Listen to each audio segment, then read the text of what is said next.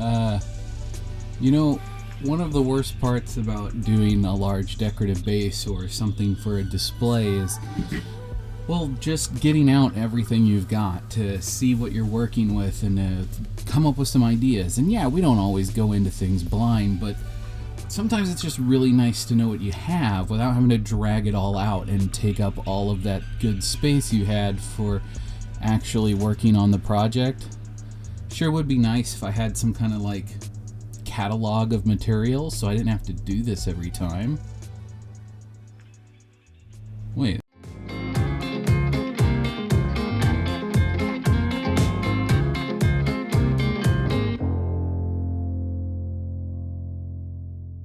Tabletop Glory. My name is Graham Johnson. Welcome back to Tabletop Glory. You know, back when I first got into miniature painting as a whole, I kind of kept a lot of my favorite things out on my desk. You know, I'd have a spot for my paints and some of my more commonly used basing materials like the basing pastes and some foam flocks and some static grasses and things like that. And then I'd keep out all my little favorite brushes and my favorite glues, which I probably shouldn't have put in the same place as my brushes. And I kind of lost a few brushes because of that, but lesson learned the hard way. And if you look at some of your favorite content creators, especially those that stream in the same space all the time, they probably do something similar. You'll notice similar clumps of paint, meaning like different bottles that they really enjoy using are kind of always nearby. Or maybe they get out the same bottles every single time, those comfort colors, if you will. And I'm totally guilty of the same thing. However, the result of either keeping that stuff out all the time or constantly getting the same stuff out over and over again and cluttering up your workspace is when you want to work on a bigger project, it's kind of more difficult to do so. Especially for those of you who are like working on like a TV dinner tray. I've seen pictures of people whose hobby space is literally something they have to pack away every single time they're done with the hobby. And if you're having to do that, kind of getting all of your supplies out every single time that you're trying to do a new project is probably a little bit tedious, and maybe there's some things that you don't get out all the time, which results in maybe something that you really thought you were going to use a lot, you're not using as much because you're just not getting it out, and it's out of sight, out of mind. You see, in addition to being colorblind, just like nearly 8 million other adults in America, I have ADD. Now, you might have ADHD or other similar learning disabilities, and that's absolutely fine. One of the many curses that me and my friends with similar learning disabilities kind of all agree that we have is out of sight, out of mind. Now, basically what I mean by this is if it's not directly in front of us or we're not interacting with it on a regular basis, we tend to forget that we have it. And this can be everything from as simple as the pen we were just writing with and putting it in our pocket and immediately forgetting where it is, to that message we got from our girlfriend over an hour ago because we got distracted. Yeah, no, I'm down, man. Over on the tree, yeah, the tree line. No, on the right. The other right. You've got to learn your left from your right, dude. Oh, shit. Now, today's project is something that I don't think is going to be my final solution. However, I do think this is another step in the right direction. Honestly, this is one of the things I absolutely love about the hobby, is the fact that it evolves. And yeah, some of us kind of lock into what works for us really early on, and then things never really change. But for me, I like changing things up every now and again and keeping things fresh and new. So for me, kind of reorganizing and figuring out a better way to store my materials while still keeping some things in my line of sight so that I don't forget about them, I'm really excited to kind of get things in motion and kind of get the creative juices flowing again. So I think I speak for all of us when I say that, like, packing things away and cleaning up our hobby space, it feels really good when we really get things good and clean, but we never do it as often as we probably ought to be. For me, I feel like if I'm doing it every couple of projects, I'm feeling pretty good about it, but it never gets cleaned away, like, all the way. There's always a bit of mess somewhere in the room.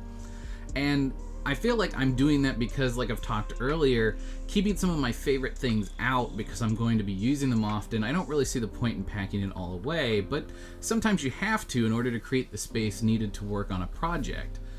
You know, I think that's one of the reasons why a lot of us eventually end up, buying some kind of display rack for our paint. Although a box works perfectly fine, once we put things out on a display rack like I've got, It's a little easier to see what you're working with, especially for me who's colorblind, but it also makes it so that our creative juices can flow a little bit better. We're not rummaging through the box looking for the perfect color all the time. It's right there, right in front of us, and it's also out of the way, and it's not in our workspace. And I kind of want to do something similar to that for my basing supplies, because I'm a firm believer that if you put things away in a drawer, they go there to die. Years ago, I said drawers are where things go to die. Spice racks are all over secondhand stores, and finding replacement bottles really isn't that hard, and it can be pretty cheap if you don't mind plastic bottles. When doing a little bit of research behind trying to come up with my idea for how I wanted to come up with this catalog, I came across this Studley toolbox. Now, I am by no means claiming that I am attempting to make my own version of this, although I would claim that my desk is pretty close to it with how much stuff I've managed to pack into it. Now, if you're not familiar with the Studley toolbox, it was created around 1890 to 1920, named after its inventor, and it contains over 300 tools. Now, the information I found claimed that the box, when closed, was approximately 40 by 40 inches. There was no dimension for it internally, and it was claiming that the box fully loaded contained over 300 tools and weighed approximately 600 pounds. Now again, that is my source that I was reading, and it may be wrong. I encourage you guys to look this thing up because it is absolutely beautiful. Now, I'm fully aware this isn't something that everyone needs. Having shelves where you could just stack up your supplies would work just fine for what I have. However, I'm pretty limited on my wall space, and adding shelves just really isn't an option for me. And if you live in an apartment where you can't really add shelves, or you're in a situation where adding shelves to your walls just really isn't something that works, then having something like this is a much better solution. One of the other reasons I wanted to do this is because I wanted to have smaller bottles that I could show on screen when making YouTube videos, so that when you guys are following along at home, I can just show the products on screen. Normally I would actually type everything out on the edge of the screen, and those videos don't seem to do any better than when I don't do it, and I'd rather just show a product on screen so you guys can get an idea. That way, if you have something similar at home and not the exact same product, you can see what I'm using a little bit better.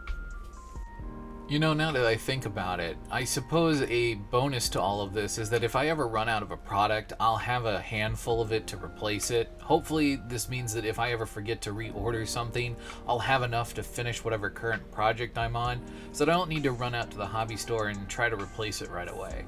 And I suppose that's also a bonus for you guys at home if you decide you want to do something similar. Now, have I made a mountain out of an anthill? Many of you will probably agree that yes, I have made a big deal about nothing, or a big deal about something that didn't need to be changed. However, for me personally, I need you to remember that my current storage solution wasn't working for me. I was forgetting what I had, and that enabled me to be lazy about my basing or designing my bases.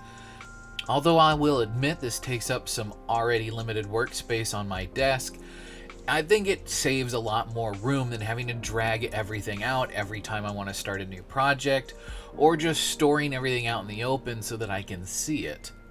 Hopefully this takes a huge stab out of my out of sight, out of mind problem, and hopefully if you've been dealing with something similar, doing something similar to this works for you.